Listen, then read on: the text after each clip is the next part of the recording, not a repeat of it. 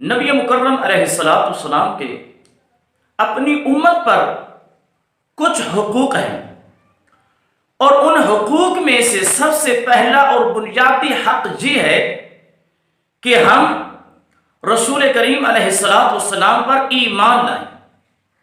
قرآن مجید میں اللہ تبارک و تعالیٰ نے ارشاد فرمایا، یا ایھا الذین آمنوا آمنوا باللہ ورسولہ، اے لوگو جو ایمان لائے ہو اللہ پر اور اس کے رسول علیہ السلام پر ایمان لاؤ۔ اسی طرح ایک دوسرے مقام پر ارشاد فرمایا، لِتُؤْمِنُوا بِاللَّهِ وَرَسُولِهِ، تاکہ تم اللہ اور اس کے رسول علیہ السلام پر ایمان لے آؤ۔ اسی طرح ایک تیسرے مقام پر ارشاد فرمایا، فَآمِنُوا بِاللَّهِ وَرَسُولِهِ وَالنُّورِ الَّذِي أَنزَلْنَا، پس تم ایمان لاؤ اللہ پر اور اس کے رسول علیہ السلام پر اور نور یعنی قرآن مجید پر جس کو ہم نے نازل کیا ہے۔ ایمان بالرسول کا مطلب کیا ہے؟ ایمان بالرسول کا معنی یہ ہے کہ پیارے آقا علیہ السلام کو اللہ تبارک و تعالیٰ نے جو نبوت عطا کی ہے، جو رسالت عطا کی ہے، یہ عقیدہ رکھنا کہ آپ کی نبوت سچی ہے اور اللہ تبارک و تعالیٰ نے آپ کو جو دین دیا ہے، جو شریعت مطہرہ عطا کی ہے، وہ سچی ہے، وہ من جانب اللہ ہے۔ آپ علیہ السلام کا لایا ہوا دین وہ سچا اسلام ہے، سچا دین ہے، وہ جھوٹا نہیں ہے۔ یاد رکھیے، ایمان بالرسول اس کی 3 شرائط ہیں، اگر وہ 3 شرطیں مکمل ہوں تو ایمان بالرسول مکمل ہوتا ہے۔ اگر ان 3 میں سے ایک شرط بھی ختم ہو جائے، حذف ہو جائے، تو ایمان بالرسول وہ مکمل نہیں ہوتا۔ سب سے پہلی شرط، زبان سے اقرار کرنا کہ نبی مکرم علیہ السلام کی نبوت رسالت بھی سچی ہے، اور آپ جو دین لے کر کے آئے ہیں کسی کا بنایا ہوا دین نہیں ہے اور وہ سچا دین ہے۔ حدیث پاک میں آتا ہے، نبی مکرم علیہ السلام نے فرمایا، امرت ان اقاتل الناس حتی یشہدوا ان لا الہ الا اللہ ویؤمنوا بی وبما جئت بہ۔ آپ علیہ السلام نے فرمایا کہ مجھے حکم دیا گیا ہے کہ میں لوگوں کے ساتھ قتال کروں یہاں تک کہ وہ لا الہ الا اللہ اس کی گواہی دیں اور مجھ پر ایمان لے آئیں، اور جو کچھ میں دین اللہ تبارک تعالیٰ کی طرف سے لے کر کے آیا ہوں اس دین کو ماننے والے بن جائیں۔ دوسری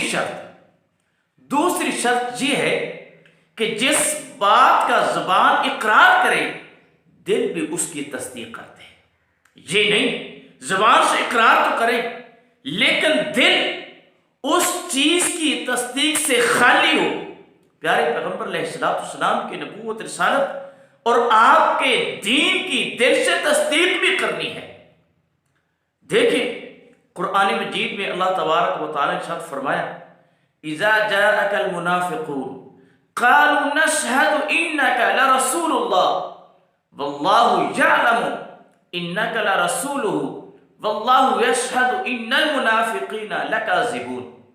فرمایا کہ منافق لوگ آپ کے پاس آتے ہیں اور آ کر کے کہتے ہیں ہم گواہی دیتے ہیں کہ آپ اللہ کے رسول ہیں، حالانکہ اللہ تبارک تعالیٰ جانتا ہے کہ بے شک آپ اس کے رسول ہیں، اور اللہ تبارک تعالیٰ گواہی دیتا ہے کہ منافق یہ جھوٹے لوگ ہیں۔ آپ منافق کہتے ہیں کہ آپ اللہ کے رسول ہیں، لیکن قرآن کی اس تصریح کا مفہوم یہ ہے کہ اللہ تبارک تعالیٰ نے اس دعوے کے باوجود ان منافقین کو جھوٹا کہا ہے۔ کیوں؟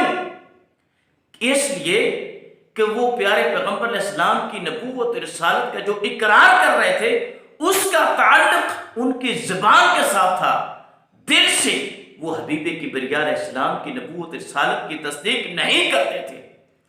تیسری شرط ایمان بالرسول کی وہ یہ ہے، زبان سے اقرار کریں، دل سے تصدیق کریں اور عمل بالجوارح یعنی کر کے دکھلائیں، اپنے کردار اور سیرت کے ذریعہ ثابت کریں کہ آپ نے پیارے حبیب علیہ السلام کو سچا مانا ہے اور آپ کی نبوت اور رسالت کی تصدیق کی ہے اور آپ کا لایا ہوا دین وہ سچا دین ہے، عملی طور پر مظاہرہ کر کے آپ ثابت کر دیں۔ حدیث پاک میں آتا ہے، آپ علیہ السلام نے فرمایا لا یؤمن احدکم حتی یکون ہواہ تابعا لما جئت بہ، فرمایا اس وقت تک کوئی آدمی مومن بن ہی نہیں سکتا، کب تک؟ جب تک اس کی خواہشات میرے لائے ہوئے دین کے تابع نہ بن جائے۔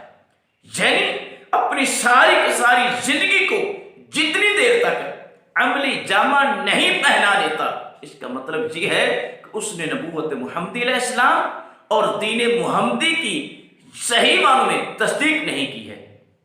حضرات، پیارے پیغمبر علیہ السلام پر ایمان یہ فرض عین ہے۔ جو آدمی ایمان بالرسول کا قائل نہیں ہے اس انسان کا ٹھکانہ جہنم ہے۔ قرآن مجید میں اللہ تبارک و تعالی نے ارشاد فرمایا وَمَن لَّمْ يُؤْمِن بِاللَّهِ وَرَسُولِهِ فَإِنَّا أَعْتَدْنَا لِلْكَافِرِينَ سَعِيرًا، اور وہ آدمی جو اللہ پر ایمان نہیں لایا اور اس کے رسول علیہ السلام پر ایمان نہیں لایا، تو ہم نے ایسے لوگوں کے لیے، کافروں کے لیے جہنم کو تیار کیا ہے۔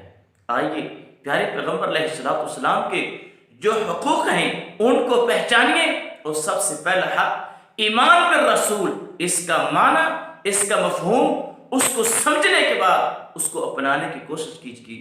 وما توفیقی الا